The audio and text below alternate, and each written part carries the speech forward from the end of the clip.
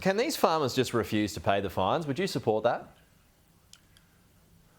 Well, I think what they should have is a government, a state government, that takes a deep breath and understands what is the burden that they are asking to bear. They shouldn't have this, and I think there should be a repealing of this by the Victorian government. They should listen. I hope that the people of Melbourne actually walk out of their high-rises today from their offices and listen to what is being thrust upon. These aren't climate deniers. These aren't people that are against their environment. In fact, they're the best stewards of our environment, and they should be listened to.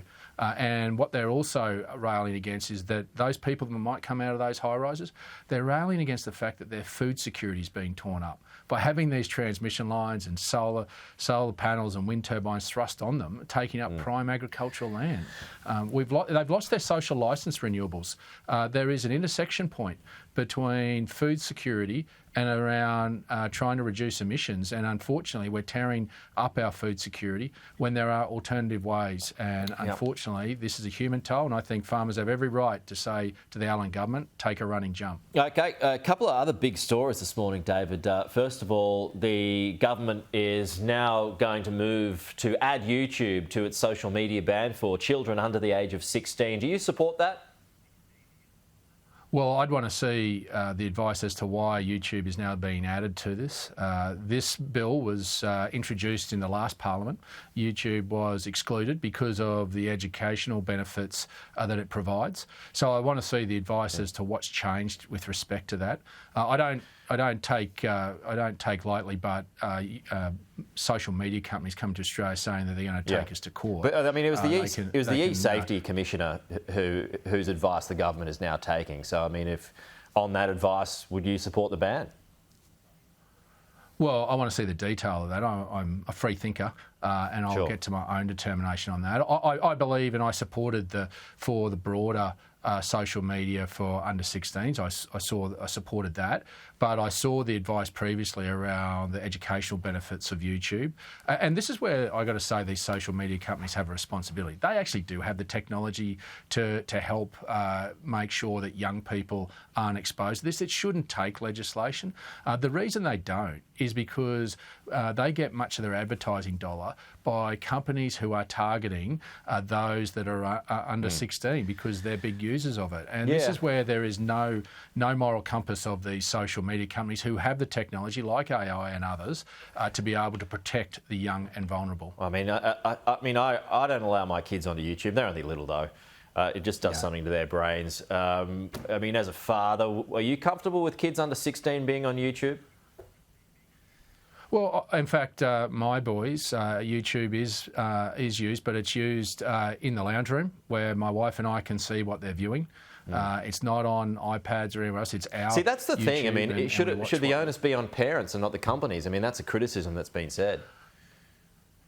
Look, in many respects, you've got to understand it is the parents' responsibility. We can't abrogate our responsibilities to the state, but what we can do as legislators is help give them the tools. Give them the tools to be able to face into a very much changing society and media landscape. And how do we do that? And that's, I think, where legislators come into it. And that's why I think it's important not to overreach and to take away some tools that could be beneficial if used properly, and with the aid of social media companies who have the technology to limit this, to be able to give those protections and those tools to families. Just a final one this morning, David. We just heard from Ed Husick. His view is that Australia should be following the UK and therefore following France in declaring a state of Palestine. They're going to do it at the UN General Assembly in September. The Prime Minister's resisted that so far. How do you feel about things? Should Australia be doing it or not? No. Who are you going to deal with? Hamas? The reality is, until Hamas is removed, we will be going back down the same path that we have before. Israel has every right to defend itself after the 7th of October. The Australian people would expect the Australian government to go and eliminate a threat that came in and terrorised their own people. Until Hamas is gone, who can you deal with in a Palestinian state? I think this is dangerous symbolism, and the world needs to understand the situation on the ground there. We need to get foreign aid in, I grant you that, to make sure that the innocent are being looked after, but also appreciate that much of the problems we've got is Hamas are using them as shields, as human shields. These people need to be eliminated. There won't be peace until that's done. And Israel has every right to defend itself. We did the same thing after the Bali bombings, if you remember. We hunted down those that perpetrated hate on Australian citizens in Bali.